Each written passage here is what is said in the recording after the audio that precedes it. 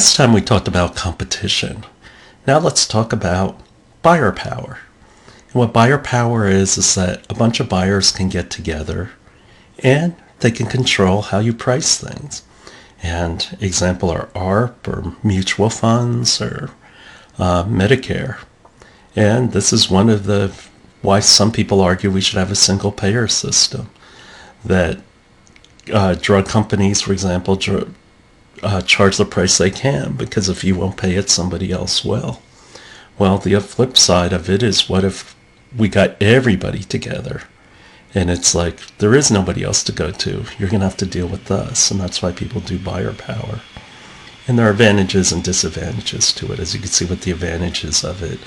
The disadvantages of having so few buyers is that after a while you also have fewer sellers, and so you have less choice.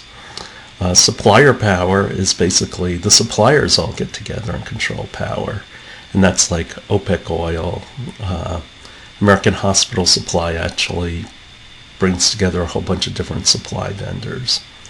The people who are vulnerable in this part of the landscape are companies that want something that a lot of people don't offer, and so they run into problems. Substitution products we've talked about, and that's that there's more than one way to doing something.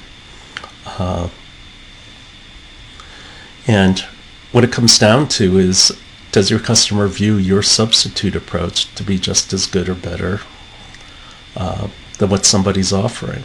Not only that, but people have been getting along fine without your product for many, many years. So that's your substitution.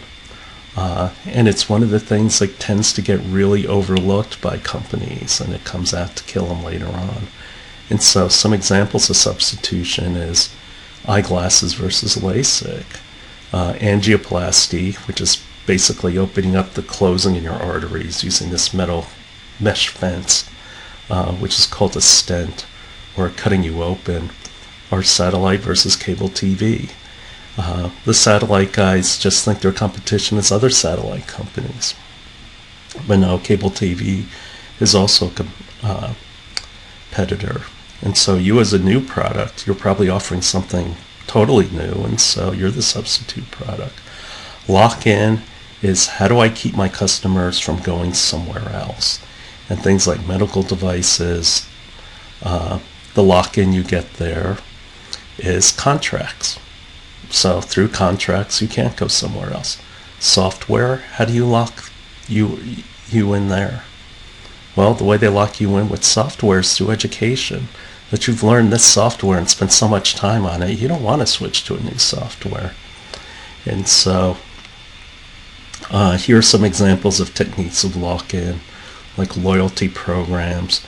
You have social lock-in, and that's for example, all your friends are on Facebook. If you go somewhere else, it's kind of hard to drag all of them along. Or even emotional attachment is a way of lock-in, and that's branding power. Lock-out is that you keep people from coming into your space. The thing about contracts is contracts can work in as lock-in and also lock-out, because it prevents other people from coming in. Scale is an interesting way to do lock-out. I talked before about how Walmart, their strategy was to go into smaller towns, because those small towns can only support one company. Medtronic and Medical, what they do is they find disease states where there's only 10,000 people, so they can charge them like $50,000. And so now I'm making $500 million. But there's so few people who are sick, there's not much room for competition. And so your generic strategies of going up against people is, it could be direct, you go head to head. Encircling them is about controlling the landscape around them. That's what car companies try to do. Avoid them altogether. Concentrate on one section. Flank them. Segmentation. And we'll be talking about that in a future lecture. This is what startups do. And there's guerrilla tactics, where you just try to hit and run. In terms of entrepreneurs, what's the nature of a startup? You have lots of theories, not a lot of data, and not a lot of money. And so what entrepreneurs do is they focus on segments, small things they can control. The thing about incumbents is they're well known, they have cash, they have all the advantages. But you can use technology to change the rules. And the traditional theory is that you should only compete in one place, but the thing about digital technology is it allows you to have more features for cheaper. So for example, you can compete on price and best product at the same time. A lot of people say that marketing theory is breaking down. Is that true? And these are some of the things they've talked about traditionally, that quality is a competitive advantage, be a first mover, an enterprise can monopolize resources. And the thing is, a lot of these things just aren't true anymore. And we'll talk more about technology context in the next lecture.